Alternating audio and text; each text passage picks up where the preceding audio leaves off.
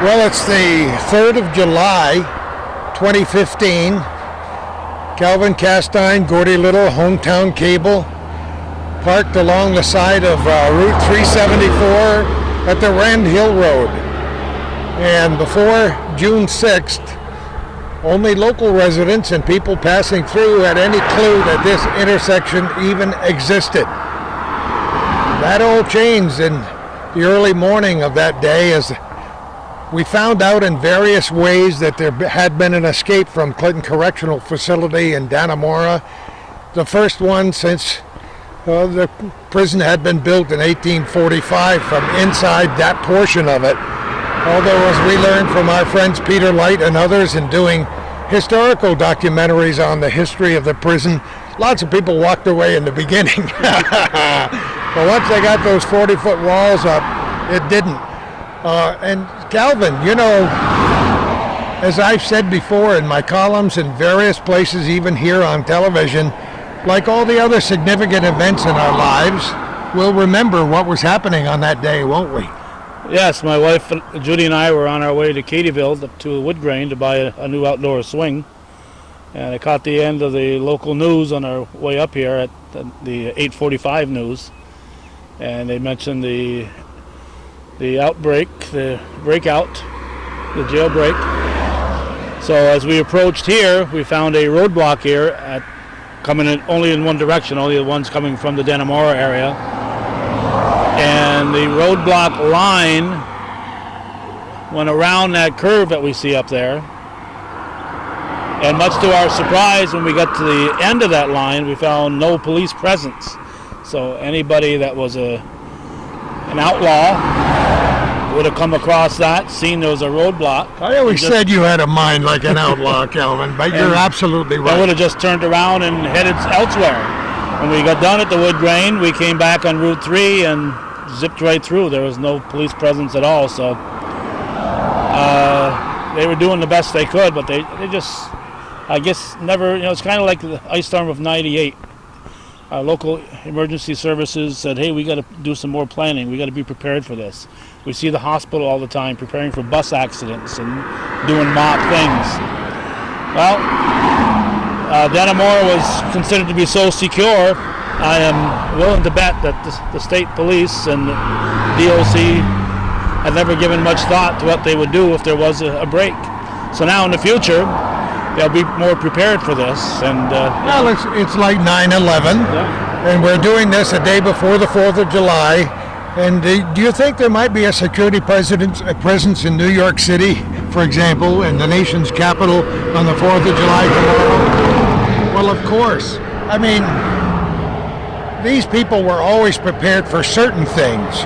We're prepared for some meteorological troubles through the years, but you and I have seen floods and fires and pestilence of all kinds in the long years we've been up here, and never have I seen anything that quite equals the saga that developed that morning on June 6th. I was walking, just an old fat guy trying to get us 2 miles in, and my son Dale Baker called me on the phone and said, you ain't going to believe this. That was 10 minutes after 8, saying there's been an escape.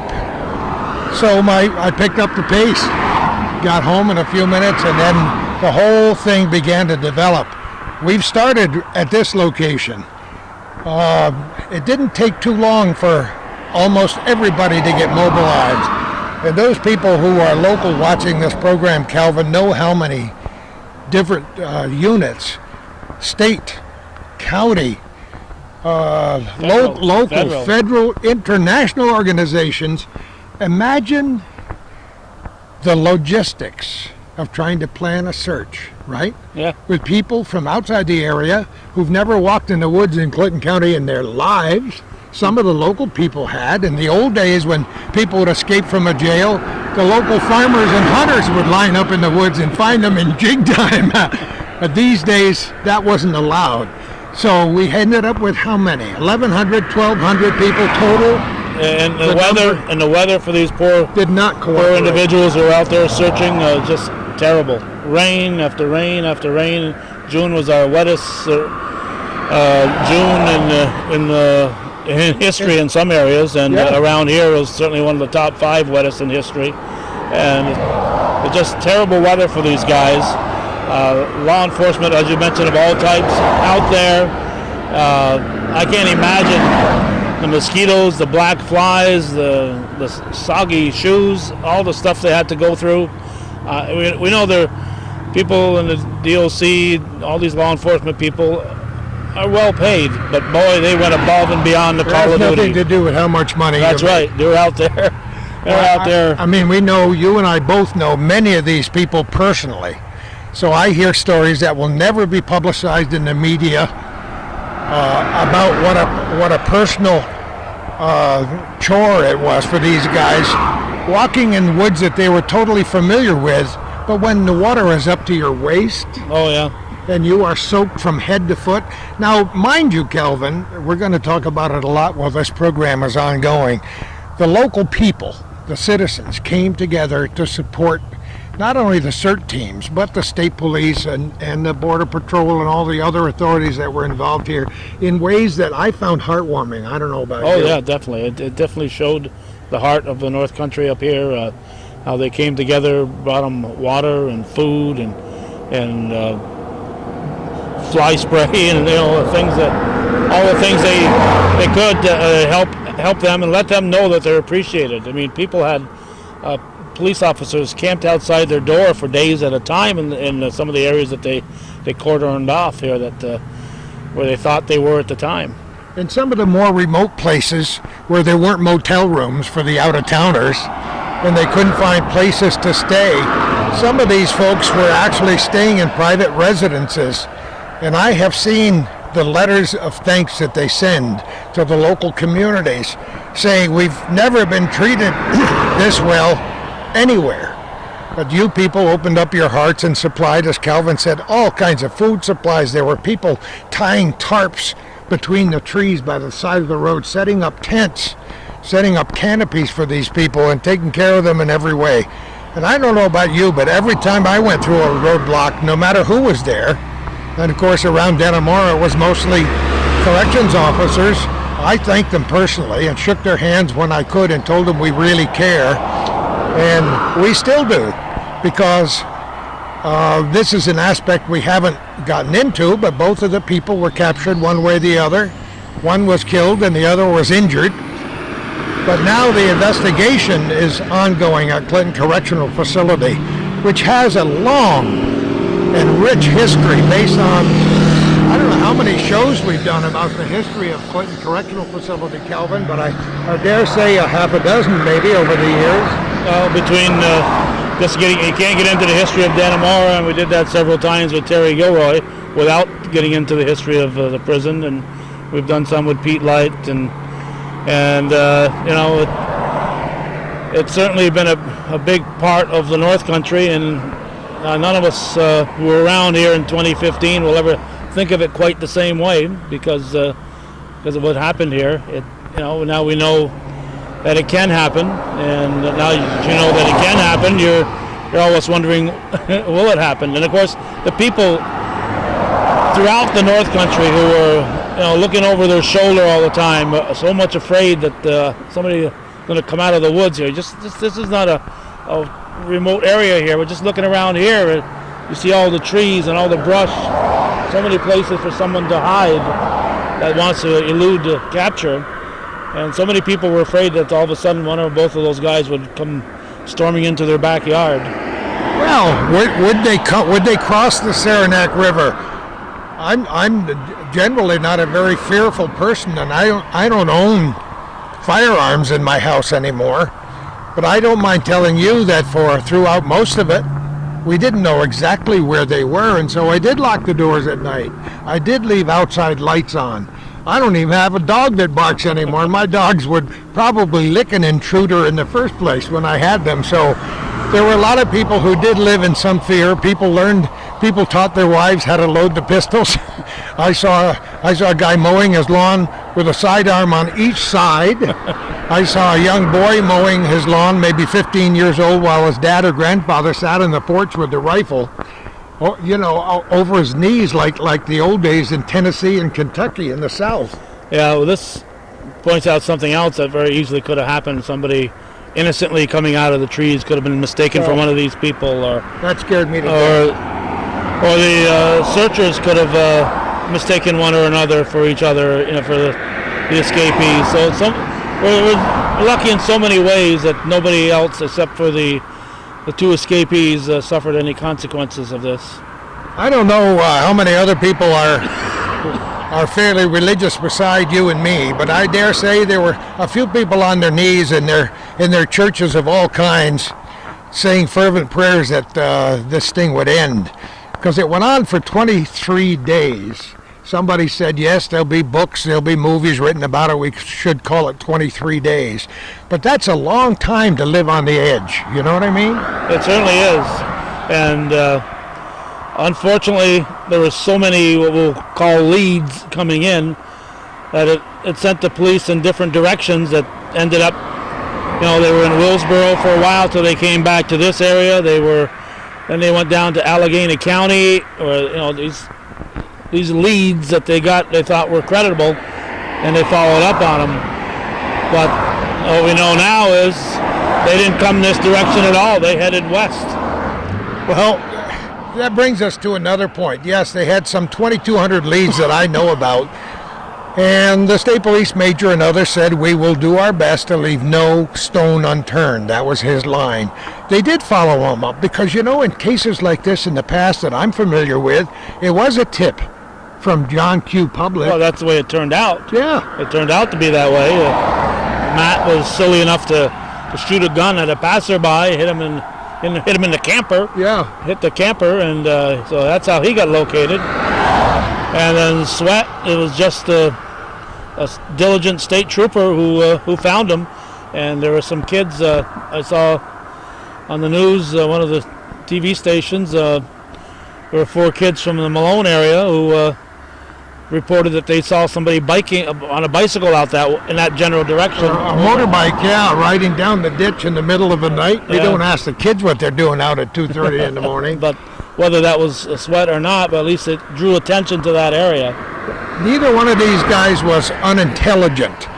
I mean, they had lived lives of crimes, but they also had figured out a plan for getting out of Clinton Correctional Facility, one of the most secure prisons in the world, mind you, when you've never had one escape in all those years. So there was a lot of planning that had to be done. Yes, we'll pick up on that more as we'll go into Dannemora. We'll find that infamous manhole that it came out of, and we'll get into that part. And but just looking at the traffic coming through here on a Friday, of course it's July 3rd, but this isn't overwhelming considering a typical Friday. This is pretty close to it. So you can picture on a Saturday morning how many vehicles came through here, and the cops really were out straight trying to check these. Unfortunately, there weren't enough police force immediately to cover the side roads, but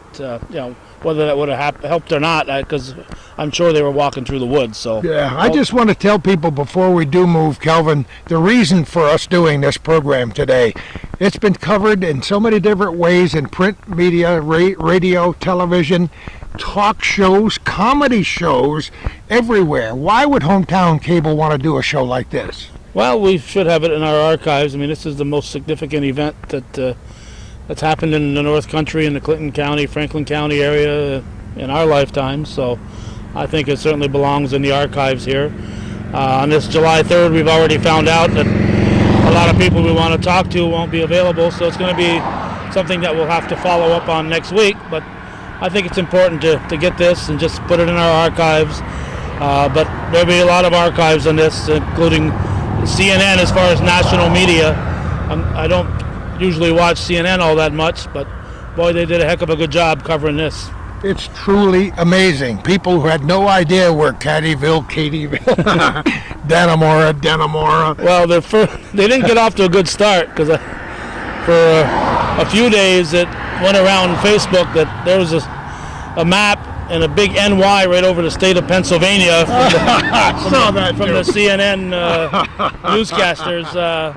So they didn't get off to a good start because they didn't know where in the heck upstate New York was. They thought it was Pennsylvania. They got up to snuff pretty quick, though. They kept after it, and they got their reporters up here. And when you up our way, we also had the advantage of Time Warner Cable News off of Channel 10, Channel 10, out of Syracuse. They were up here and they did a lot of coverage. So, in addition to our local media, we had a couple of good outlets besides to learn from. The world famous New York Times did a lot of front page stuff.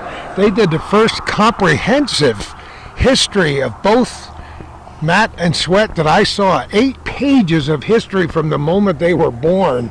Very interesting.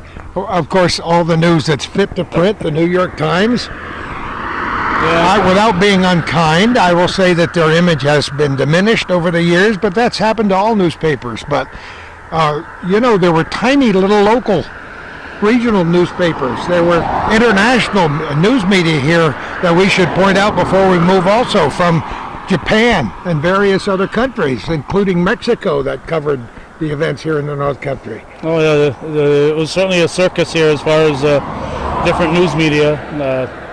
It was, if you name it for news media, they were here.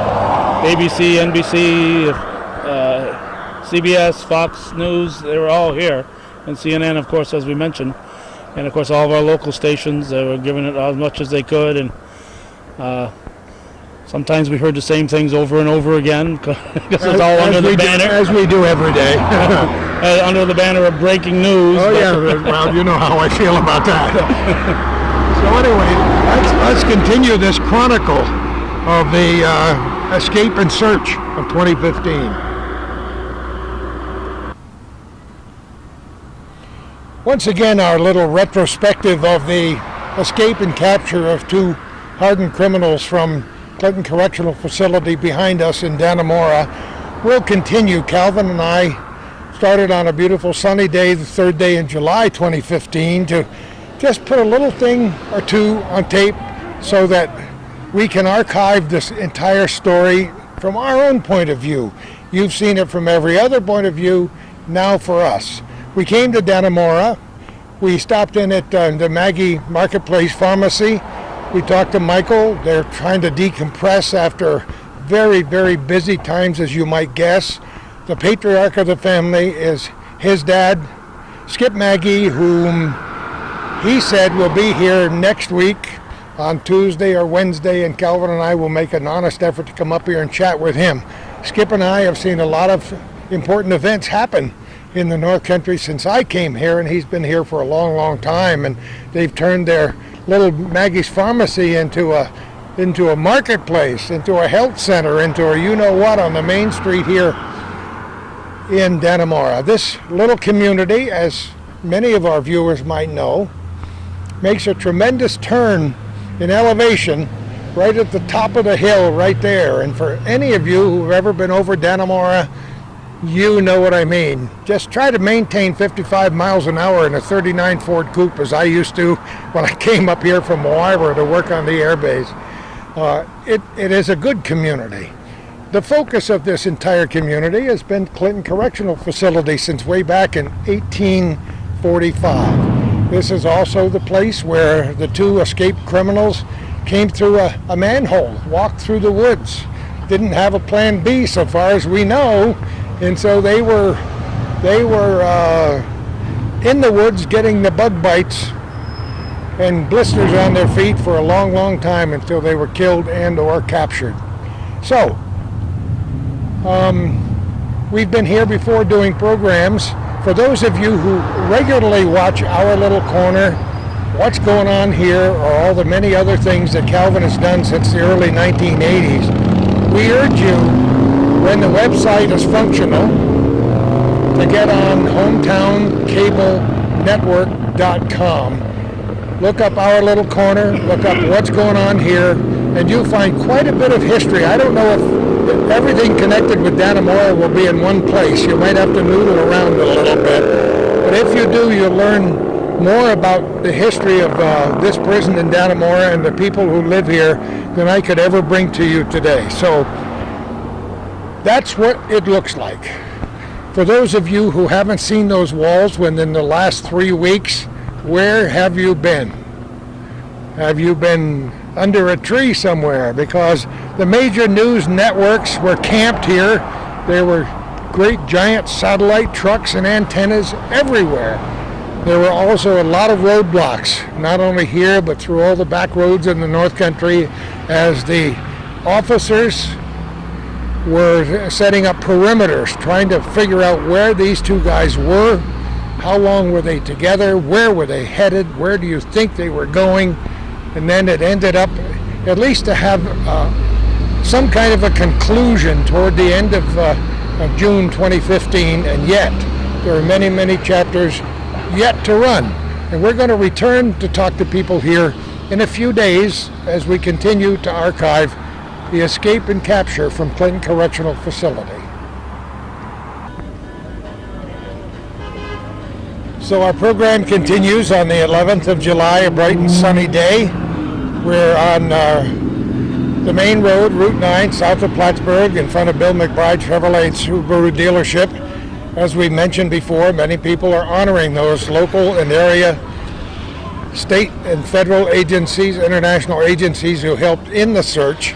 And Brian McBride has been jumping aboard to join people who've had blue ribbons and other ribbons on their property, people who've had dances and celebrations to honor those people who helped. And if you watched television, perhaps you saw Brian's ad promoting this day, starting at 10 o'clock in the morning on a Saturday, sunshiny Saturday. The various police agencies will be involved. There'll be some very nice music here today. There's even a bounce house. And notice how it's weighted down, Calvin. But there have been incidents around the country where people didn't tie them down and they went flying through the air, which is not a very nice thing to do. So there'll be a lot of fun. There'll be radio stations, television stations here. The various agencies are all not represented yet, but they will be. There'll be refreshments and music throughout the day. It's starting right at 10 o'clock, and here we are at 20 after 10 in the morning to add to the commemoration, the celebration, and the thanks to the law enforcement agencies who helped. In the course of the program this morning, we hope to interview Brian and maybe a couple other people before we move on to continue our show. I don't know about you, Brian McBride, but I kind of worship this sunshine in the summertime. This feels so good after last winter. I think the snowbank in back is finally melted. Oh, you did? Yeah.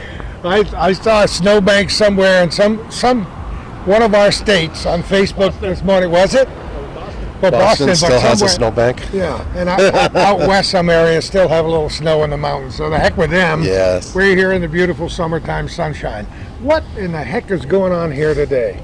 Well, my staff and I got together a couple weeks ago, and after all the turmoil of the two escaped inmates and all of the time that everybody's put in and sacrifices that our law enforcement and corrections officers and their families made, we just wanted to say thank you to all of them for going above and beyond and keeping the community safe. So we brainstormed a little bit, and we just decided we wanted to create a venue where on one day we could invite the community in, invite the law enforcement and corrections people in to get together to say hi with each other, and I think a majority of us in the community as citizens really appreciate everything that was done. The end result was that no one got hurt other than the bad guys, and the community is safe, and they really everybody in the enforcement community really showed their professionalism and expertise, and we felt strongly we wanted to say thank you. And in all the years I've covered stories and been around in the North Country, and that is a lot of decades, Brian. How many? Well, 54 years as I'm counting, from 1961 till now. Yep. Gettysburg Address, I saw you in the background. You saw the envelope. But in any case, never have I seen the cooperation that we saw between agencies with this. And I mean, we saw pictures of people I know personally who were slogging through the muck and mud up to their waist, ruining uniforms and boots, and falling down dead tired and refusing to leave the woods. The CERT guys and gals from Clinton, the state police, all the other agencies that came in to help. It was an amazing feat, which we hope we never see again, but it's nice to know that they're there if we need them. Oh, absolutely. I mean, that was the equivalent of when you have two escaped murderers who are serving life sentences with nothing to lose. It's the equivalent of having an escaped Bengal tiger in the woods around here. I mean, they're dangerous people, and our friends and family in the law enforcement community, in the corrections community, and customs and DEC and FBI and DA and police agencies and everybody, they put themselves in harm's way for us to keep us safe, and they did a fantastic job. I doubt if there are many people watching this, certainly who are residents or even summer residents of the North Country, who don't know somebody or have a relative who was directly or indirectly involved in this whole thing. Absolutely. And I can certainly tell you that this event put the North Country on the map. I know where Katyville is. Okay, huh? Plattsburgh. I went to a Chevrolet dealer meeting in Las Vegas a few weeks ago while all this is going on, and when I was asked where I'm from, I said I'm about 15 miles away from where the inmates escaped. And I know where you are. So everybody in the country was focused on this, and it was a national event, and we showed the country and the world that our enforcement agencies are top notch. And it didn't take very long for that great heart that I call the North Country opened up, and people began to show their appreciation with putting blue ribbons and various other ribbons on their property, and letting their friends and relatives and people they never met before know how much they appreciated that. Because sure. These things were happening in people's front and backyards, right? Yeah. All over the North Country, all back roads that are very less traveled these days than before were very, very heavily traveled. We saw all the roadblocks set up. Yeah, a few of our employees live very close to the prison, sure. And there was a couple days they weren't able to even make it in because they weren't sure they were going to be able to get back to their homes. And but I think the times of adversity in this community, this is what really separates our community from, I think, the rest of the country.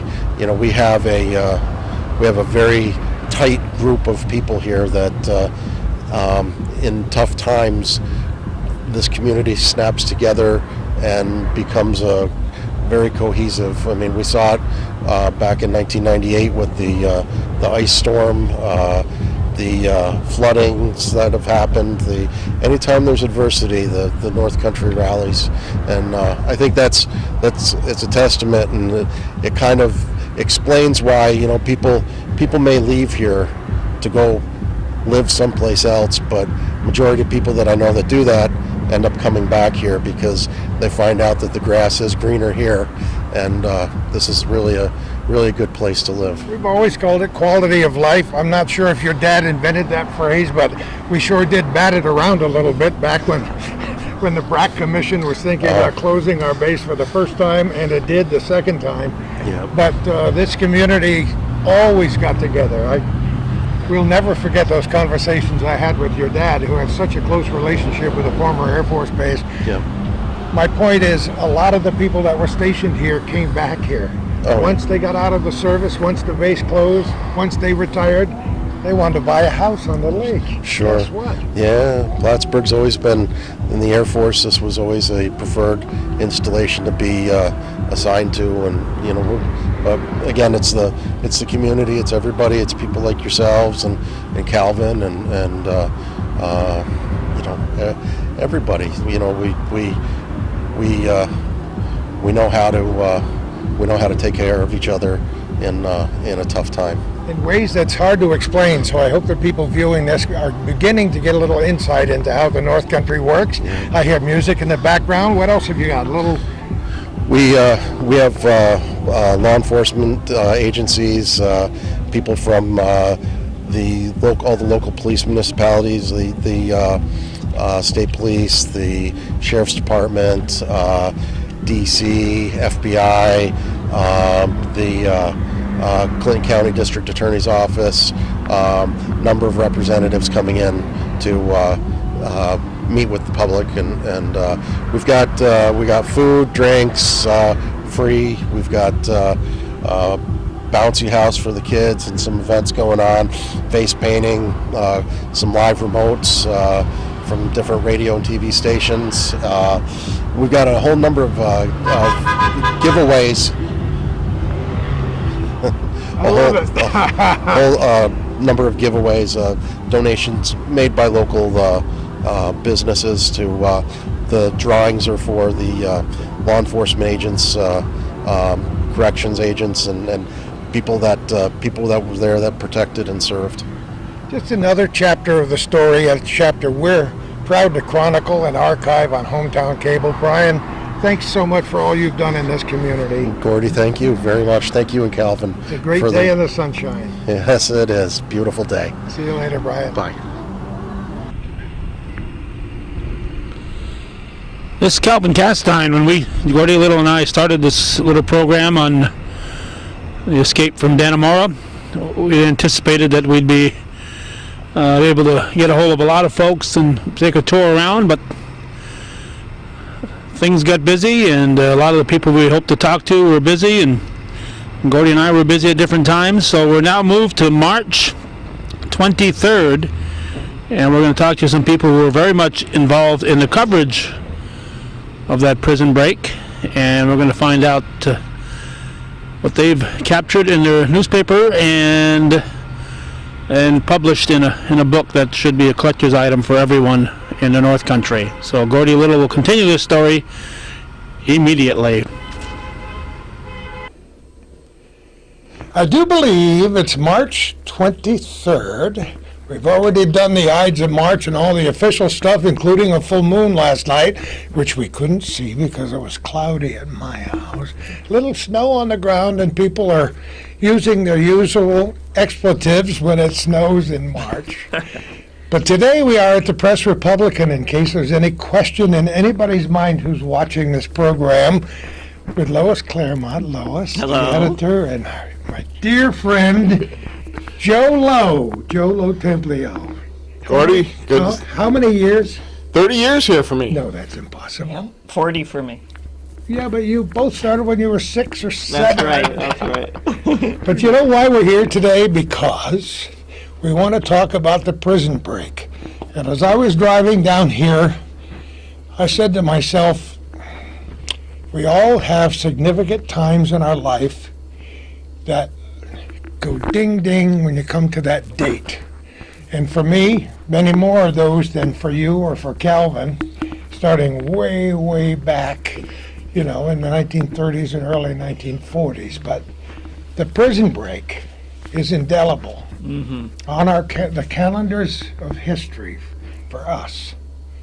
And we go back to June 6th and 7th and 8th of 2015. Where were you both when you heard about it? Can you remember? I was at home and in bed, and Oh, no. I got She admits it, too. I got a call from Captain LaFountain. It was early in the morning, and he said, we got something that we need to get out to the public, and said that 2 prisoners had escaped from Clinton Correctional, and I was dumbfounded. I mean, Clinton Correctional? They escaped, and I thought, were they being transported somewhere or something? And he said, no, they broke out, and I couldn't believe it. Shocking. And you, Joseph? Well, shortly after that, she texted me Oh, and said, Get going. we got work to do. That was the right-hand man. Early Saturday morning. It was a beautiful day, nice sunny day. Never expected it in a million years. Yeah, normally on Saturday we have just one reporter working and one editor and one photographer. It's a small staff on Saturdays and Sundays. So we called everybody in. Joe was the first one to get on it, and the whole staff turned out for it. And they didn't stop working for 23 days. A long, long time. And I was just doing my morning constitutional jogging at a very slow rate of speed on the main street of Morrisonville with my little cell phone in my pocket, and it was ringety-dingety, and boy, did that just set the wheels in motion, didn't it? Oh, it did. Big time. Out of newspapers, you can imagine. Thank God I wasn't on the radio anymore at that time, and Calvin and I do some timely things, but they're not driven by that clock on a given day. So then, yes, all hell did break loose. Yes, it did. In a manner of speaking. Yeah, I mean, when a big story like that unfolds, I mean, you're in this business, your instincts tell you right away, this is a big one. You better get on it and extra focus. And we had that feeling definitely that day. This was something special. We all have pumped, I don't know how many tens of thousands of gallons of adrenaline in our lifetimes. Right. Being junkies in this business. Yeah. In this business, and even for me in the backgrounds watching you work was an incredible experience for that time. Well, you get excited for something like this, but I mean, it's very serious and scary. Yes. And especially when more and more time went by and they weren't captured. But it just changed everybody's lives around here.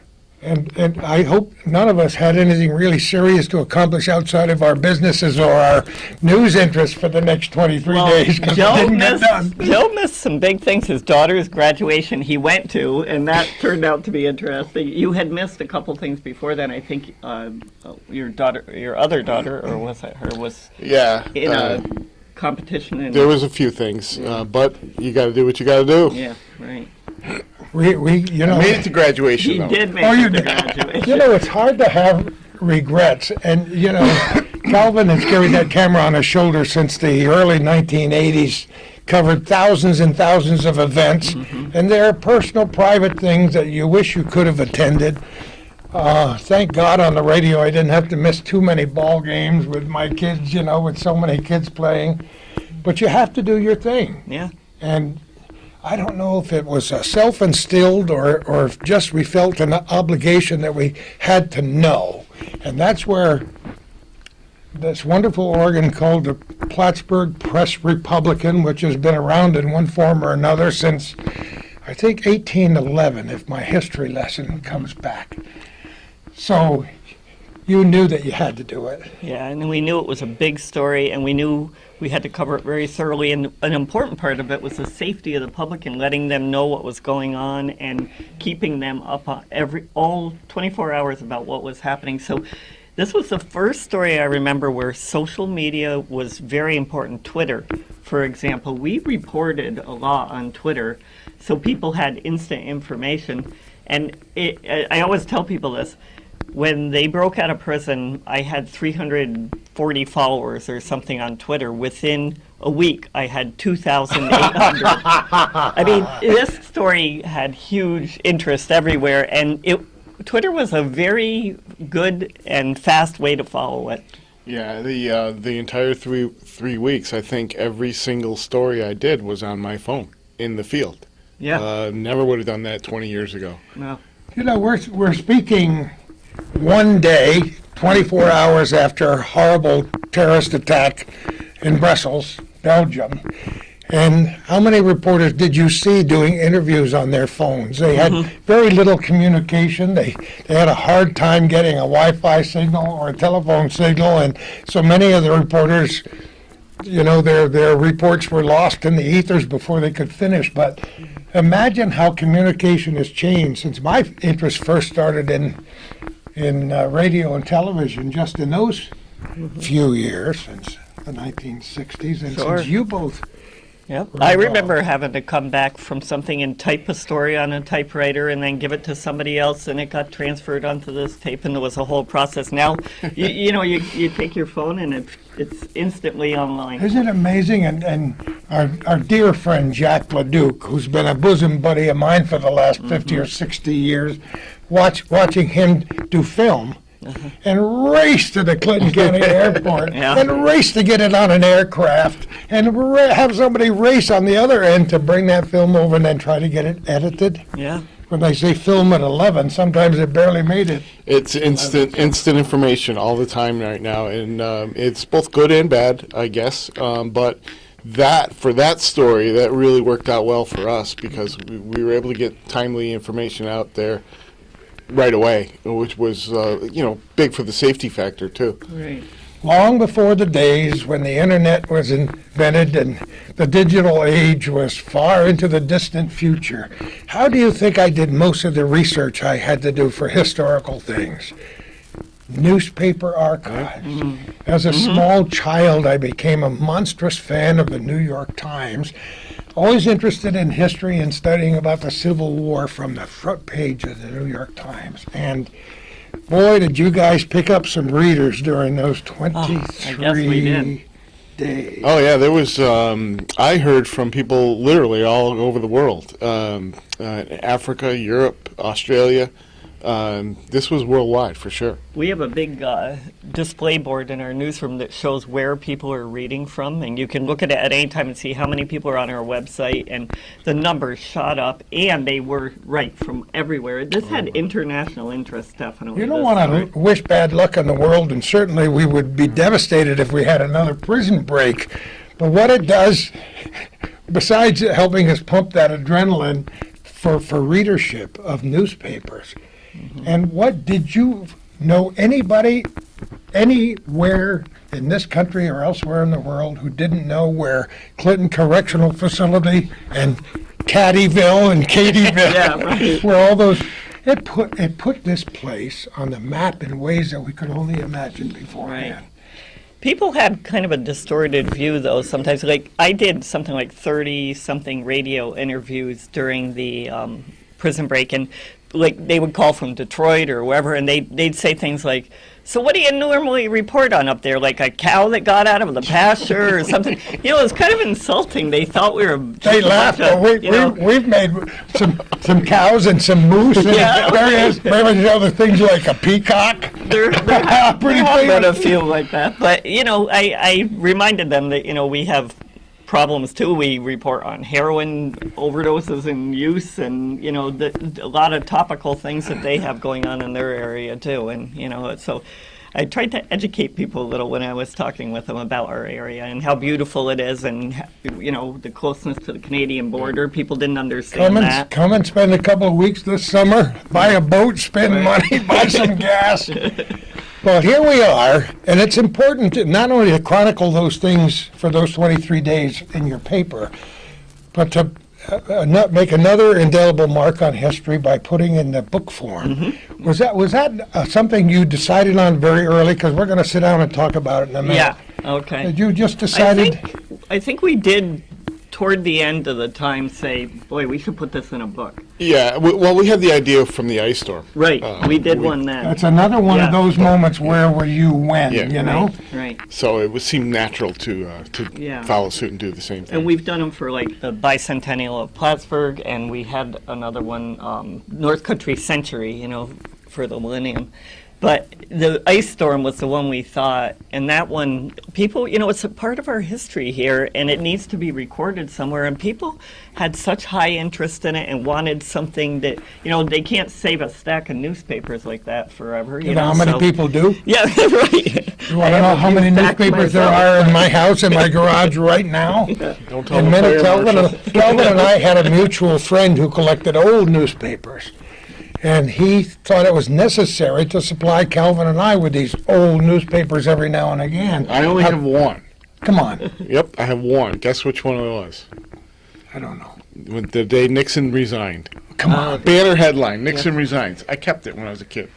Really? Is it that- I have more than that. I have plenty of Well, them. you're looking at a guy behind the camera, which the camera can't see, but I can quite often, who is a collector of paper products, celebrating various, times in our history from old magazines and newspapers. And between his archives and my archives, I don't know if we rival the public library. And the only thing I don't have is microfiche, because I got the whole. But I have another interesting story about newspaper headlines, if you'll bear with me. I bear with you. When I was 15, in 1977, I had a paper route at Rochester General Hospital. Me and my buddy, we would go and sell newspapers in all the patient rooms. Patients would buy the papers. And we also had the box in the lobby for the paper machine, the machine. Mm-hmm. And the only day we ever sold out of papers was the day Elvis died, or the day after Elvis died. Yep. Really? You're kidding me. Everybody wanted that paper and that headline. And it dawned on me the other day. Interesting. Yeah. A lot of people still have it, too. You caused me to digress. Sorry. As if I couldn't do that on my own. I have a complete, call it a portfolio or a big roll, if you will, of the original teletype news stories of the day Elvis died. Because I got to interview people in Great Britain. Fascinating, isn't it? Yeah. People were into I have that. all those original teletype stories. Huh. We're going to pause for just a moment, even though we could stand here until next Tuesday and then go for another week without stopping. And we'll continue our program about the prison break. None of us in this room relish bad news, but it's been the basis of our employment for a long, long time. And when I referred to all of us, I started with myself by saying I'm a news junkie. Mm-hmm. And even now that I'm separated from the mainstream, if you will, I'm still interested. We talked about the Brussels attack from yesterday. I had many things I could have done around my house, inside and outside. What did I do? I was glued to the television set all day long. Mm-hmm. How can you not be? Because I guess it's part of our genetic makeup, isn't it? After we do it for so many years, it's in your blood. I'm always interested in what's going on Can everywhere. Can you imagine local, doing anything national. else for a living, though, Lois? Oh, God, no. No. Through good times and bad, and we're going to talk mostly about good times and about the people who are still dyed-in-the-wool fans of the newspaper. And I've been thrust into the digital age, and yes, I do have to use a computer and an iPhone every day and so on. But I would be lost if I couldn't trudge out to my little newspaper tube and carry in, in snow and rain and all the other things that mailmen do, carry my newspaper in and unfold it on the table and read it with my cereal. We love people like you. We're like that, too. And I love people like you, and that's why we've become such good friends over the years. The other reason is that we appreciate each other. Mm-hmm. Definitely. For reasons that our viewers today can only imagine. We kept an eye on your Facebook during the whole thing to see what was... I did. And some other Facebooks, too. Way too many hours.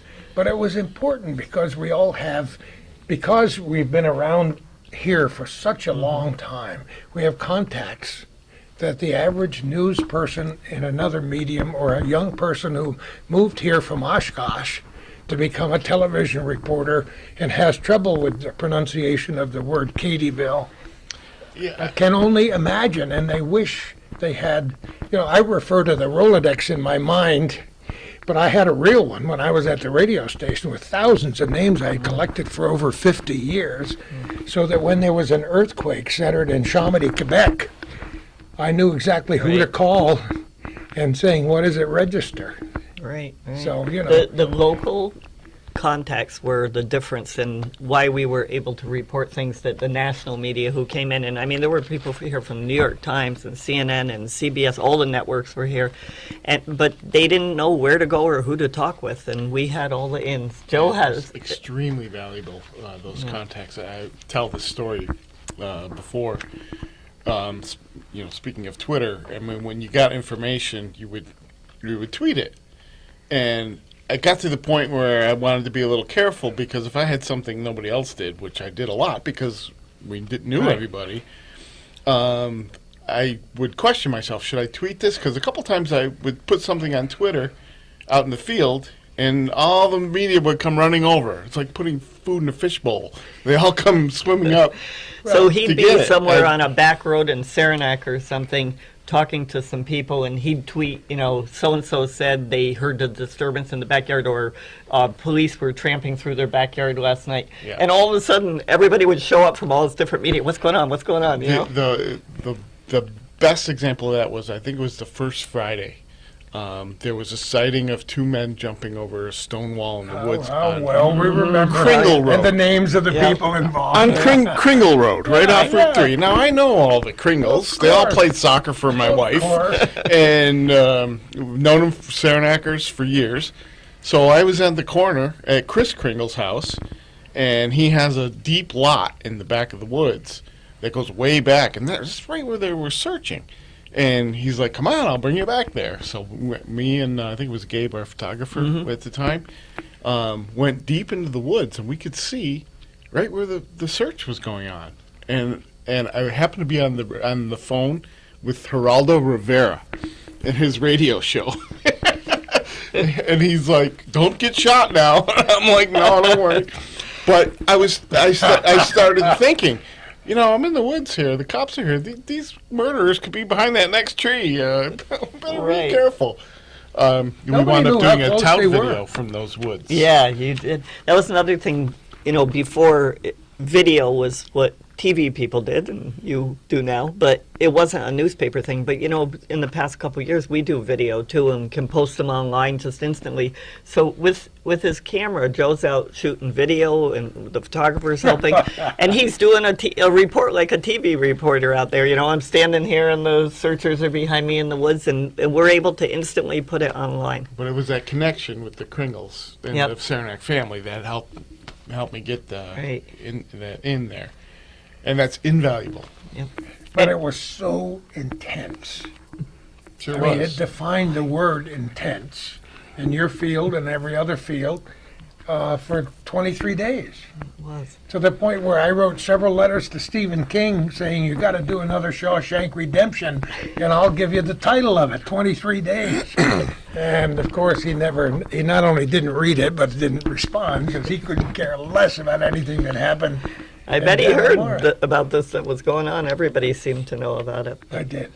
So how did what's the genesis of the book now? Explain to me what happened from the beginning. Well, we toward the end of it, we thought, we should try to put this in some kind of a book. But, it took a while after it was over. And then we had written for 23 days. This is probably half of what we wrote. But we had to figure out what to leave out. That was the biggest difficulty in putting the book together. Yeah. Always a problem. Because each day we filled page 1 and did a special report on page 3, so we had numerous stories every day and had to figure out what to put in here. And, we wanted each day represented. I think there was only one day that was fairly quiet in the whole thing.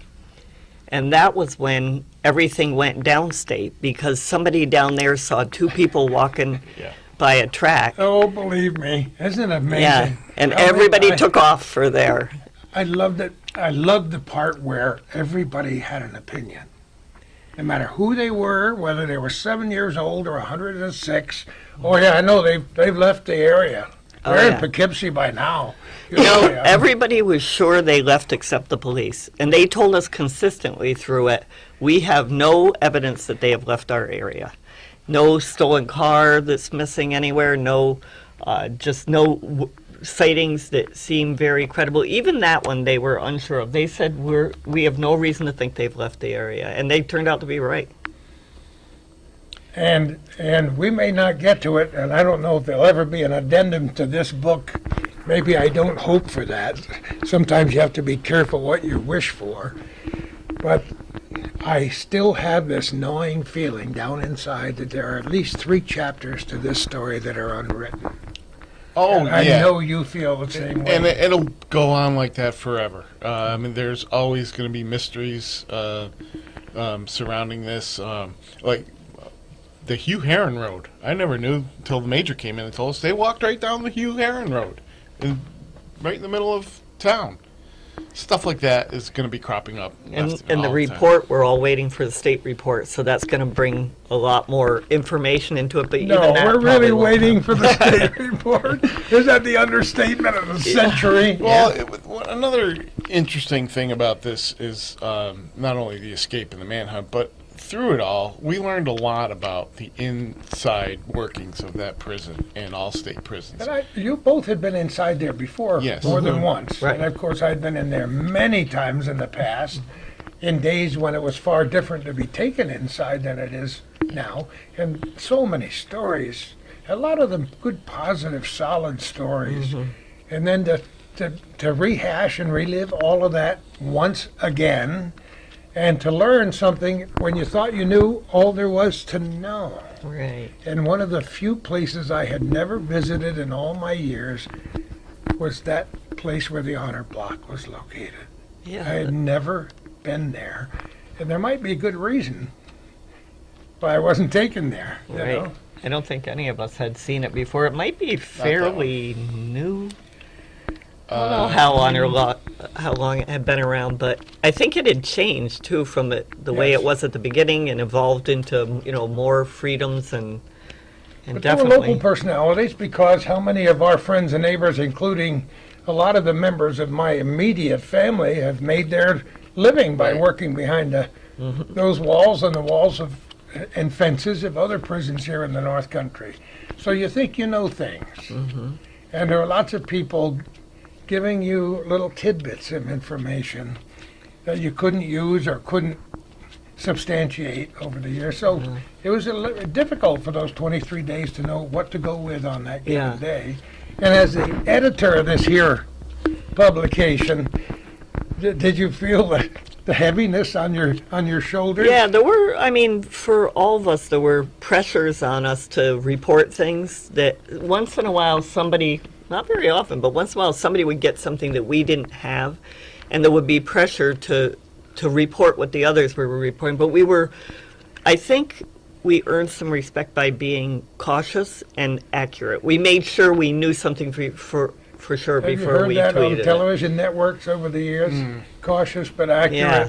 Confirm things, that- substantiate a There was story a couple from networks, 3 sources. Yeah. a couple cable networks Right. that were pretty loose with some of their information. Oh, yeah. And you look back and at some of the things and they still reported. are, that, and still are. yeah. And there are more unscrupulous publications, newspapers, large and small. And websites. And we're not going to, Yeah. and websites, dear God, please. But there are aspects of this whole thing which we can't get into the philosophy of newspapers and what's happened just since the years you people have been involved. But I've been associated indirectly with a lot of hometown newspapers. And there are quite a few people I know in your roles, respective roles, who would have said, I did enough today, I'm going home. Yeah. I'm not going to sleep at this place again tonight. We were working, I mean, we were up early in the 18-hour morning. days some days. Because one thing we had to do, we had to always have a current story online in case they were captured. Because say they get captured at 5 in the morning, we can't wait. It takes a few minutes for a story to appear online. So we always had to have something new that was there in case they got captured, so we could quickly change the headline to, the capture. And Yeah. that we were posting things all around the clock. They were out there at all times, all the reporters, and they were sending pictures in and texting me at home, and I would put things up online from home. We worked from home during the night. I remember it was that day when they found DNA in Franklin County. The next day, it was Sunday. It was Father's Day. And we were home. We had a nice Father's Day meal with my girls. And she calls at 7:30. It's like, you got to get over to Franklin County. Yeah. So I'm like, okay. And that it was pouring rain that night. It was Well, I terrible. remember. And it was after midnight. I was talking to her, and she's like, get a hotel in Malone. I'm like, it's only 45 minutes from my house. I'm going to go home. But then at 5 o'clock the next day, I was back there. Yep. So And we sent Joe up from here and Denise over from her home. And Denise Ramo, she played a big role in this too, because all of a sudden we found out we had to be in Owl's Head, and that was Yeah. when everybody was down near the border Yep. of Pennsylvania after that sighting down there, and we got a great tip that DNA had been confirmed up this way, and we knew we had to go to Owl's Head. changed everything. Yep, changed everything. And I told them both, I said, don't tweet till you get there, till you get to Owl's Head, because we needed a big head start on everybody. And they got up there, and Denise, I remember, called me and said, there's huge searchlights set up along the road here. It's very dramatic. And I said, start tweeting now. And all of a sudden, it was so interesting on CNN where they were running this reel over and over of this woman who had seen the two guys walking by the railroad track.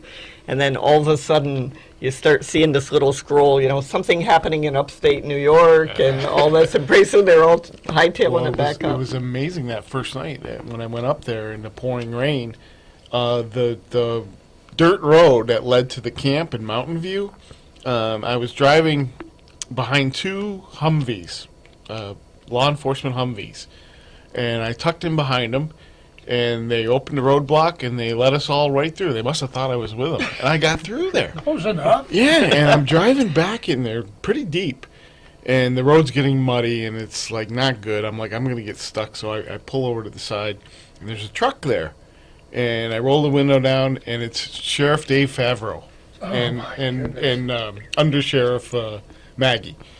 And he's like, what are you doing here? How'd you get back here? I love it. I said, I just drove in. He's like, you better get out of here. He says, they could come out of the woods any second now. And I said, okay. He said, I'm heading out. Get behind me and head out. But that was the first day of the Franklin County portion of the search. Right. So, I don't know how you would all sit down and knock your heads together and say, here's how we're going to lay this book out. Because every time you guys open your mouth today, you fill my mind with things that I knew at the time in my personal interviews with guys like Dave Favreau, which will never be in the media, as we'll never live long enough, even with my last day on earth, to put all these conversations that we had privately with these people. Because the interaction between agencies on so many levels involved in something like this. Calvin and I talked about it many times. How did they not, I don't want to say how did they not shoot each other in the woods, but I mean communications among all the agencies was an amazing thing to listen to and watch as we all tried to pick up their private conversations on scanners and so on. I think Major Guess did an amazing job coordinating the whole search up here. Especially in retrospect. Oh, yeah. Even though Yes. it seemed like chaos on some days, you Right. say, my God, and here we are. Yeah. And I'm sure he felt pressure as time went on. I know they all did, because, it kept going and going and there was no resolution. And people who don't know the area kept saying, how could you not find these guys with sure, yeah. 1,500 Easy for you to officers? say. Yeah. But I was just thinking back to his letter in the paper today in answer to a letter to the editor. Right. Yeah. Yeah. You don't Imagine see the that pressure on it. No. You don't really. No. So that's a whole nother story. Somebody who's watching this far in advance of when we're doing this on the 23rd of March, I'll have to go and get that newspaper, won't But they? And read this it. day 16, when we went to Mountain View, and that's one of the pictures from that night, and that was a turning point, because that was when we knew they were still in the area. That was the first time there was evidence that they were definitely in our area. And from then on, it took another week or so, but And with kids of mine who live in a summer residence in Owl's Head, and troopers are saying, how many shotguns do you have? 3. Keep them loaded, keep them in the car, shoot first and ask questions later. There was a lot of that feeling around. So we can find some humor in that in retrospect, but nobody did get hurt. There wasn't supposed to be hurt in this whole process, Incredible. except for friends of mine who were involved in the police agencies that wandered through the woods and got soaking wet, and as my they mother went- would say, caused their death of pneumonia and conditions that were far less than optimum. they went through hell out in the woods searching all of them, and they never stopped. I mean, we talk about the time we put in, it was nothing compared to what any of the searchers did. I mean, it doesn't compare at all. But an interesting thing about this story is that we told it a lot through the people's perspective. And should. Not just the That's what a hometown public, newspaper is right. all about. Not just what the officers were saying, but we talked to so many people during that time who lived in different places and how they were feeling and what they were going through, and their advice on, what to look for in the woods and what it was like to be out there. And the people were a very big part of this story. Yeah, and it became, it was, for lack of a better word, it was an event. Every day the media was out there, the public was out there, and everybody knew what was going on. And I think it made them more ready and willing to speak to us and tell their stories. Yeah. But it proved to me, just by what you've been saying here today and what I remember from this whole thing, and Calvin too, that we do live in a pretty gosh darn good part of the country. Not only is it beautiful, but it's rough and rugged, as you know. But people want to help each other. Oh my God, they were in time unbelievable. of stress. I mean, I'm thinking of a recent fire near me where thousands of dollars were raised within a few days. And if a kitten gets lost, we go crazy trying to find the owner of that kitten within.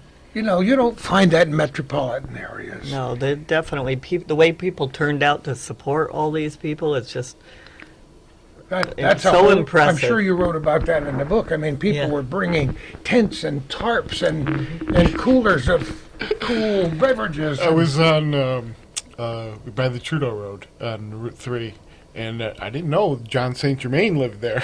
Oh, you didn't? So I had to go to the bathroom. So he let me in his house, and his wife made me a sandwich, gave me something to drink. It's like, it was wonderful. I've had kids that work for DOT or in the highway departments, and they'll be digging a ditch in front of a house, and the woman's bringing a pitcher of cold lemonade and some tuna fish sandwiches for lunch. And so you're not going to find that in various parts of the Bronx or Brooklyn. I guarantee you that. So, okay, where did it start? I mean, how do you know? Did it start on the first day? Is it all chronological? we did decide to do it that way, and it was the best way to organize it. We could have just we talked about some other ways to do it, but then we thought, no, this was a story of 23 days that changed this area, and I said, let's go through it day by day, and we just picked out our best stories of the day, or the ones that summed it up the best. Like I said, it was tough to figure out what to leave out, and Nate O'Valley and Suzanne Moore, our features editor and our news editor, were very instrumental too in helping to pick out what went in here and pick the pictures. We had so many other pictures too that we could go through, but we just went through day by day and picked the top news of the story. There's Joe. Hold it right up so Calvin can see it. Joe being interviewed. What page is that? He'll find it. 77. Page 77. Joe did so many interviews. He was on Anderson Cooper. I know all about it. Yeah, I'm his biggest fan. Fox, CNN. I was on Geraldo's radio show about 10 times. Yep. He was the TV guy. I did a lot of radio. You did some radio. Yep. I think we were the media every day. reps. Yeah. Every day somebody wanted to talk. At one point I actually had to say, no more interviews today. We aren't getting enough work done because they were calling. They'd want you on the phone every, can get one station after another. Canada, a bunch of stations in Canada wanted it. This is a subtext. Yeah. And it wasn't just you people involved, everybody in the media, because there are some people who really, for the want of a better phrase, get off on the publicity that they're garnering for themselves. Mm-hmm. Obviously, you work for a newspaper and you want people to love that newspaper, especially your hard work during this time. You weren't looking for any personal acclaim. But I know people in the community, and that's a subtext, and I won't name any names, who their whole lives depended on this is my 15 minutes of fame. Yeah. There were people who abandoned some tremendous responsibilities in their communities, in their respective jobs, by buying coffee and donuts for the television news reporters that were in town. Right. You all knew when they went home, you were still going to be coming in early the next morning to get a newspaper out. That's right. And we did remind a couple people around our area that those people would all disappear and that we would always be here and still covering this story. And we will be for a long time. This says I know what you're thinking. But it says a lot for the plight of the hometown newspaper, and you and I have talked privately about it so many times, and I care about the people that I like who work very hard in times where it's difficult to keep a newspaper going every single day, to keep the staff that you'd love. Well, you got to remember, it's a profession, and we're professionals, and you have a job to do. And I give her all the credit in the world.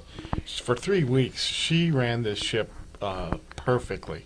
and without that leadership, I don't think this happens. Because after a while you wallow.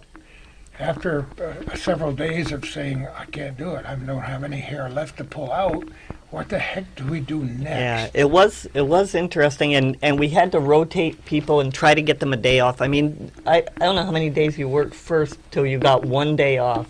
I think in 23 days I had one total day off. I think graduation day was the first. Yeah, that was the only one. And Joe and Denise and Kim Dedham in the Tri-Lakes area, which was interesting. She was in the Tri-Lakes. She lives in Elizabethtown, but she was a big help during this story because what she would do is call people by phone using a reverse directory. Like, we'd tell her the search is on such and such road, and she'd get on trying to find the reverse phone numbers, so that she could call people. And she was doing phone interviews, which was good because we couldn't be everywhere at once. Joe was out in the field a lot. Kim did a lot by phone from where she was, which was great. That we needed that. It made it seem like there was a cast of thousands. It did. Where if you had 12 on a given day, you were pretty plush. Right. And Denise, same thing. She was up in Franklin County, and we had somebody up there every day. Yeah.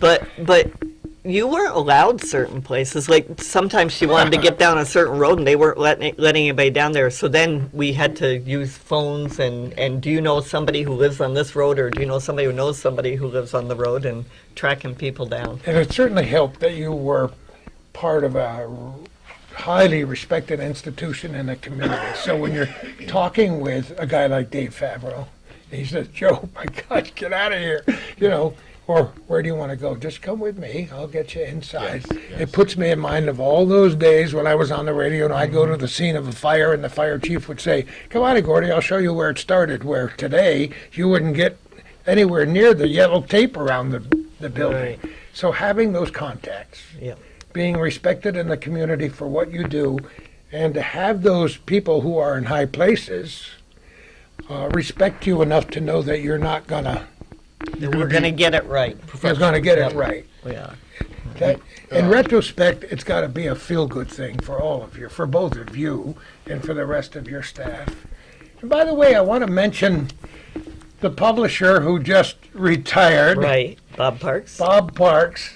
He was very supportive through the whole thing, and I mean, he there wasn't much he could do. We were, as far as giving us a break, he knew we all had to just keep working, and he was encouraging and supportive, and just really. He paid his dues, and he got Irishman of the Year, so it was all right. Joining you. Yeah, we were proud of that. So pick a page in a story in here that you're especially proud of, both of you. I just wanted to mention, you talked about those connections. When the search moved to Mountain View, Owl's Head, of course the bar there, Belly's Tavern, that became the hub, the central meeting place, kind of. Right. And there's still stories about it. And I know that guy. I know Belly because my brother-in-law was very tight with him, and that's where we got a lot of really good information. We did. That nobody else did. Yep. And Joe, I'll say one thing I'm extremely proud of is Joe has great connections. He always has. He's got an incredible network. He's a friendly guy. He knows a lot of people. He remembers things. He can talk to anybody. So he was the one who came up with some good inside stories that were quoted by the New York Times and other places about what had happened in the prison and what goes on in the prison. And they were source stories. We couldn't reveal the names on most of them. But he had some really good inside information because of his contacts. Yeah, that's the kind of satisfaction that you need when you work so hard. Yeah. At the end of the day, you have to say, yes, I did this. Yeah. And nobody else can do this. Well, those were stories They've never nobody been could to have done. Belly's. Yeah, right. No, but this is true, and it's absolutely true. And the fact that I had a daughter and son-in-law who live in Owl's Head in the summertime and had those 3 shotguns in their truck everywhere they went, I can't even imagine. My hue and cry was, get the heck out of there. Really? Come to my house. I got lots of bedrooms in my house. Well, it was funny because, at the bar there, all these national media people were coming in and they're like, there's no Wi-Fi. And Belly would say, Darn right. We're Wi-Fi free and proud of it. People come to Mountain View to get away from all that. They want to relax hear in the him saying woods. it? And I'm like, yeah, these people don't understand that though, Billy. But he was right. It was, Yeah. and it's a beautiful place, really. Yeah, and we are so tied to all those communications devices Yeah. that have been invented. I without mentioning any names, because everything you say puts me in mind of a story, because my whole life is built on a stack of stories. Oh, yeah. But I was talking to a retired law enforcement official at a restaurant last night about an event, a catastrophic event that happened in his life, and we decided it was like 21 years ago, and the fact that I just happened to be reporting it from the street corner across from where it was happening on one of the first, remember the bag cell phones? The thing weighed about 15 Yes, I pounds, and I'm Yeah. trying to get back to the radio station and reporting live on something, and I had no business being within 500 yards of that place. But it was significant for both of us, and that's our instant connection when we ran into each other at this restaurant. How things have changed. So, did you pick a story that you like the best? Yeah. Well, it's funny. We've been talking for I don't know how many minutes now, but Doesn't matter. nobody's mentioned Joyce Mitchell once. Oh, yeah. So you got, of course. I haven't mentioned any of the names. That's up to you. This What story, page is it? That's one of the big Tell stories. Calvin what page it is. Page 41. Okay, It page talks 41. about the changes inside the prison and some of the things that led up to the escape. I talked to a recently retired guard, Jeff Dumas, who went on the record, was He happy was to go on the great, record, yeah. and gave us a lot of valuable information. That was Right. one of the best parts of what you did. It during made that him whole a time star. period. He was a regular on CNN after that. Well, I noticed that. Yeah, You know, that was it's big. interesting that by day 3, we were reporting that a prison worker was being questioned in the escape. Page what? 13? 13. Okay, page 13, yes. Yeah, I mean, we had a name even before that. We had a name pretty quickly A local for her. person directly involved. Right. You know, where's she from? She's from your neck of the woods, right? Moira? Yeah, believe me, I know all of those things. I knew pretty early, too. So Well, it's a fascinating part of the story, yeah. obviously. And we had to decide like when to go with her name because the police, yes. starting with day 1 when the governor came here, they held a news conference, and from then on, the Department of Corrections did not say one word about it. They still aren't really saying that. They're waiting for the report to come out. They would not release one scrap of information for us. no. And everything was shut down. They'd hold a news conference, they'd answer questions, but they wouldn't answer much. Nothing we didn't I already shared know. your frustration, obviously, because I wanted to know through you. Oh, yeah. Yeah, Docs was pretty much shut down. Right. Everything went through And the state police were very careful what they said. Everybody was fairly careful. But where did she get the nickname Tilly? I guess I knew that. Do you know? I know, I don't know. Well, I asked that question. I remember asking that question, but either I didn't care or I've forgotten, which is But possible boy, in my case. is this story something out of a movie or something? Like, not only do they Well, escape from maximum security Shawshank prison, Redemption. right? I mean, give me a Frozen hamburger break. meat. Right. Well- And then that whole and the local person who helped them get it's out. amazing. Kay and I don't like to cook at home much anymore, and we have so many friends who have wonderful restaurants in the area, and we like to go out to eat every once in a while. And you always run into somebody at a table, so you're always there for an hour and a half instead of 20 minutes. But what do we talk about? The prison break. Yeah.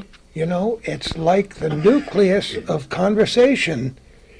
It's like I said at the beginning of this program, you don't ever forget what you were doing when you heard the story. And since this story is still unfolding, I alluded to that a few minutes ago, but it's still unfolding. It's unfolding here as we speak today. Yeah. And do you have regrets about your coverage, or about the fact that you didn't get enough sleep in 23 days No. to keep a chipmunk Not healthy? that part of it. I mean, we always wished we could have done more. There were, I'll tell you one day where we did get something other people didn't get, but it wasn't quite what we wanted, which was the day that David Sweat was shot. and brought into the hospital. We almost called the reporter back that day because nothing was going on and it was getting later. And she called and said, Ashley Livingston was up there that lucky day, and Rob found. And we almost didn't send Rob because we thought we'll just have Ashley take pictures. But then we just said let's get him up there, and he can come back later if nothing's going on. And then all of a sudden that whole thing was happening, and everybody the reporters all tried to go to where the shooting was. We knew there's no way they're going to let you on that spot, so we said he's going to be brought to the hospital, go to Alice Hyde. So those two went to Alice Hyde Hospital and waited, and we got a good shot. In fact, it wasn't perfect shot. It was this one on page 91. 91. Our big headline. Oh, it's yes, over. yes, it's over. And this is, you can just see a little of his head coming in. If only this one guy had just stepped back a little, we could have got a better. It didn't matter because it is. But we were the only ones at the hospital when they brought him in. We knew he'd have to come in by ambulance, and that's where he'd go. So The only regret I had is no longer a regret. For months, I was pining. I wanted so bad to talk to Jay Cook, the trooper, sergeant And who what shot him. and what a guy. And what a Finally got that interview. Very so modest that regret guy. is gone. Yes. But I wanted to do the same, and since my direct tenure in the news business was way before any of this happened, my friends who were young troopers are long since retired, so I had no idea. Well, he was very reluctant, and he got, first for a long time they told us he's not cleared to talk because they really waited Part of till the grand jury. yeah, and they waited till David Sweat was sentenced, really, and then they cleared him that he could talk, but he still wouldn't do it. And we called several times and told Major Guess, he's cleared. Can you get him to talk with us? And he said, I've told him it's okay. It's up to him now. And Joe finally got him to. The legal aspects of this case were at times profound and mind-boggling to me because we all know the principles involved in law enforcement from the bottom almost to the top. And, you talk to these certain people like the DA, Andy Wiley, whose father was a close personal friend, watched Andy grow up from the time he was a small child, to have a guy like Andrew Wiley thrust into this role. Mm-hmm. I mean, it's hard enough to do the job on a regular basis and to make decisions that affect people's lives and futures, but to do it on television. Right, and you're going to get criticized no matter what you decide. Yeah, he handled himself very well on TV. I thought he seemed very professional when he talked to national media, which was good. But he had some difficult decisions to make about what charges to bring up and what to prosecute, and he's still getting second guessed on a lot of them, I'm sure. You people are much more thick-skinned than I am. I'm one of those individuals that wants to be liked by everybody all the time, and you can't be that way in the media. And whether people wrote letters to the editor or whispered when you walked by on the street, saying what you shoulda, coulda done, and none of them are professionals, and most of them, their opinions aren't worth 5 cents because they've never been in the trenches. One thing people don't realize is you can't just report something when you hear it. You have to get it confirmed, and the things people say on Facebook that are libelous, I'm just stunned. And during that whole thing, we were watching Facebook, and people were saying things about Joyce Mitchell that proved to be untrue, that she hadn't even been arrested, or even after she was About arrested. all the principles. That Everybody, yeah. And they just, people think that if you heard something from someone, it's okay to stick on your Facebook page because it's Facebook. Well, think of all the people That's a who product see of it. what Facebook is. Right. But there are some people take it as an important medium. Yeah. And for me, it's just some fun on a given day. It's fun, but people just need to be a little careful about what they say because they got to make sure they're accurate. Now, tell me a little bit about how the book is available to the public. I know it's been out since January, hasn't it? We sold out the first printing. Did you really? That's not a bad thing. No, we printed 1,000. It was tough to decide how many to do. The Ice Storm book that we still talk about is a collector's item. You can't find them. We didn't get enough printed. They all sold out, and you can't get it anymore. The Century book, which we have right here. And that one We still great, have- oh, booklet. Oh, Yeah, talk about we- a classic. I think this one we printed too many because of what had happened with the ice storm, and we still have a load of those. Battle of the Centuries, which was about the Plattsburgh bicentennial. We knew it would be of interest mostly to Plattsburgh, so we did a small printing. But this one, we did 1,000, sold out right away, and we did another 1,000. I think we're like 400 into it or so. So Oh, really? you can get it at the Press Republican. It's $14.95 plus tax, and you can Just also stop at the office on Margaret Street here in Yep, Plattsburgh. Margaret Street, and you can get it at a lot of different stores around Yeah. the area. Yeah, I think this came out right before Christmas because a lot of people got them for Christmas. I gifts. remember that. Yeah, we did that on purpose, put it out before Christmas because we figured people might want to give them as gifts for someone. But it's something that maybe our viewers wouldn't think about. A newspaper putting out a book about something that it did. But I think this just adds a dimension in terms of posterity, because everybody doesn't save their old newspapers like I do, or their old National Geographic and Life magazines from 1948 and so on. And this sort of capsulized it, and it was available to send to people from out of the area who were interested. You know, a lot of people had relatives who were following it, and they can't send, 24 days worth of newspapers out there, so we thought they'd have a book that they could send. And it's part of our history. It's like a little history book for our area about... It's very, very important. Some of those headlines should have red dripping from those, And that's something else that I want to talk about. Headlines. Mm-hmm. I'm a headlines fan. I mean, I grew up with those big banner headlines on the New York Times in New York City. Mm-hmm. And, those of us who go on the internet still look for headlines, don't we, on our phones and other devices. Yep. Did you do the headlines? Did you do that headline, It's Over? No, I didn't, and I'll tell you who did is Bob Grady, our former Come editor. on. Yeah, he is I've one never of, heard of him. He's always been one of our best headline writers. He had won I don't That's know a how knack. many. I Yeah, know. It is a real knack, and we were talking about this because of course Matt had already been shot, and we knew that when they got Sweat, what were we going to say? We needed something big and something that could sum it up, and we knew it had to be a big size headline, which means you don't have many words to use. That's right. So we were talking about different stuff, and I called up Bob and said, "You got to think of something here that sums it all up." And it took him no time at all. He said, "It's over." That says it all. Some people, And it was. like you Perfect. said, some people have a knack for headlines. Oh, yeah. And I'm sure being in the business, you appreciate good headlines, Oh, yeah. no matter where they are, in a magazine article or on the internet or wherever. When I saw that, I said, yep, Yep, that was perfect. it's over. It summed the It's whole like thing that up. Facebook game that people play, describe me in one word.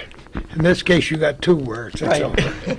You don't have much space when you want to put a headline that's big. People don't understand that. It has to fit, and we wanted big. We were going for a big size on that. How many people don't pay attention to headlines? I imagine there are people who don't.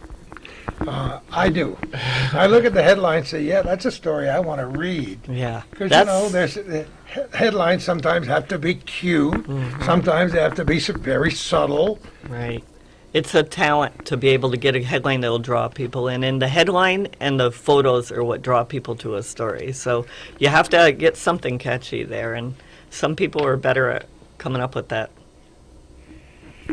Well, is there anything else that you want to mention about the book or putting it together before I move on to all my 12,000 other questions? Actually, I have no more. It was interesting by itself to get this done. Right. I want to reiterate the fact that this Prison Break, and that's the title of the book, the story is not over.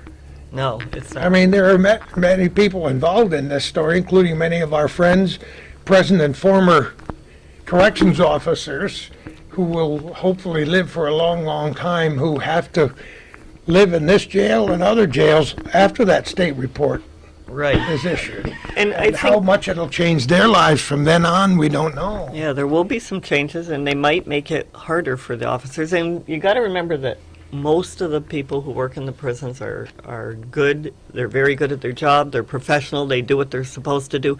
Obviously, some people didn't, and that's what this story is. The ones who let things fall apart a little. And the state responsibility in it, which was something that came out in a couple years' stories. The state made some changes because of trying to save money that made it more difficult for, You know, we had to dance around those stories for a while, yeah. but, it's time for the dancing to come over and for the trophies to be awarded or not awarded, as It's the going to be case may interesting. be. It's going to be interesting when we sit here 5 years from now and 10 years from now and the anniversaries of this, Yeah. and see how it all unfolded. You know, it's something very important, and once again, I want to tip my Gordy Little hat to Calvin Castine behind the camera. He's covered these kinds of things for posterity for a very long time, in a way that nobody short of the late Mike Finnegan did with his camera, being in every parade and every place, just chronicling all these things. And I saw a picture of the inside of his little workshop up there on the Ridge Road in Champlain from one of our old TV shows when we interviewed some people that went to the Holy Land, I don't know, 16 years ago, with VHS tapes from floor to ceiling everywhere. And I would leave Calvin's house in those days crying, saying, my God forbid there's a fire. This stuff hasn't been saved. What are we ever going to do? But now there's a site called HometownCableNetwork.com that's been up and down like a yo-yo over the years, but it's now on. And Calvin is desperately trying to get more of the old films on. And I mention that because he recently put on an interview that we did a long time ago with the late Terrence Gilroy from Dannemora, with all of the stuff that he saved in his house, the history of the riots and the prison breaks and the fires and the so on. So if people are really interested in the history of the Clinton Correctional Facility in Dannemora, there are ways to access information, including this wonderful book called Prison Break, which is available right at the main offices of the Plattsburgh Press Republican here in town. This Do you newspaper. have any films from the games him and I did over the years? Soccer games, basketball games? He's got. I'd like to see some of those. He's got things in my Playing. We did hockey games at Scott's Rink in Shazy when it was about 10 below inside that rink. Oh, geez. Still filming away. No wind chill. Yeah, no wind chill. Listen, I had 5 kids playing hockey at one time back in the day, and most of those hockey arenas were not inside but outside. The ones that were inside had no walls, just a roof over the top so you wouldn't get snowed on. So yeah, we've had some frostbite, and we learned to huddle around the cold and the wood stoves. And It's all been wonderful. I got to thank both of you Well, thanks. sincerely for not only for allowing Calvin and I to come here today to put some of the nuts and bolts together to see how you did this, but for your wonderful dedication to your jobs and to this community, and the two go hand in hand. Can you imagine just coming into this area? Let's say you moved here on June 5th of 15, wow. 2015, Boy, you get a and surprise. some editor named Lois said, can you go to Dannemora? Dannemora? Is that Dennam?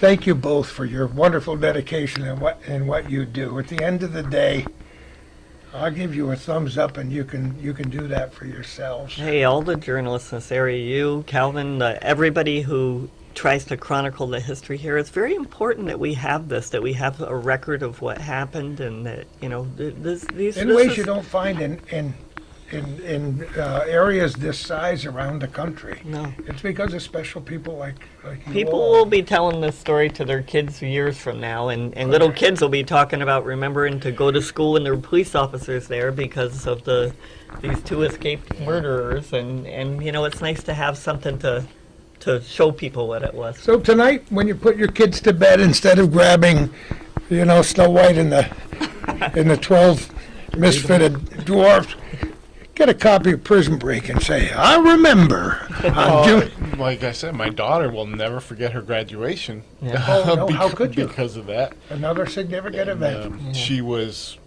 Fortunately, she was salutatorian, so she got to make a speech. And she talked And about she Joe. mentioned Oh, did she really? She talked about how Joe had spent so much time, but he was such a good dad that he was there on the day. That was when Richard Matt was shot, Yes, right? yes. The day he was Oh, at my graduation. goodness. You So- didn't record the speech? So No, the- no, we Oh, did. you got I got an ovation. yeah, but really. Don't Which, you? that was really sweet of her to do that. Yeah. I was think very that's- proud of it. That's really, really wonderful. Yeah, that's a whole other television program. How Yeah. do our kids react to all this stuff that we've done through our adult lives in the area? Like you know? during the ice storm, we all worked when they all had school off, so they remember a big vacation, and we remember an awful lot of hard Yeah. work, you know. And I believe that during the ice storm, that Kelvin has at least 28 million feet of film that's never been on. It's all never been on TV, has it? I've got a bunch that's been on, but One time or never all together. but And I've got a lot that people have given me of their own personal home movies that I've never. yeah, never I wasn't even on the radio in those days. So what was I doing with my little camcorder, riding around for no reason except to save it for myself? Look at this! Look at this! Don't hit that tree! Look out! Well, we've been through a lot, Yeah. right? Rich life. Right. And none of this story that we've told today is fabricated. This is all true, absolutely true. I always thank our viewers for Hometown Cable and Our Little Corner for their comments for this television show. Calvin and I have done an average of one a week for almost 19 years, if you think about that. Not to mention how many columns I've written for the Press Republic Right. and other newspapers and magazines in the area, but it's been great to become part of this community, and I'm one of those people who can't keep a secret. So I was born, my mother said, with my mouth going just like this. So there was as part of our destiny. But thanks for all your comments and suggestions. Thanks especially to Joe and Lois for inviting us here at the Press Republican today in March of 2016. Thank you for watching, and especially thank those people who have the wherewithal to take out their pocketbook and write a generous check or take a $50 bill out of there and put it in an envelope and send it to Kelvin Castine and care of Hometown Cable, 1477 Ridge Road in Champlain. It's the only way we have of keeping this program on the air for a long time to come. And who knows where we're going to be next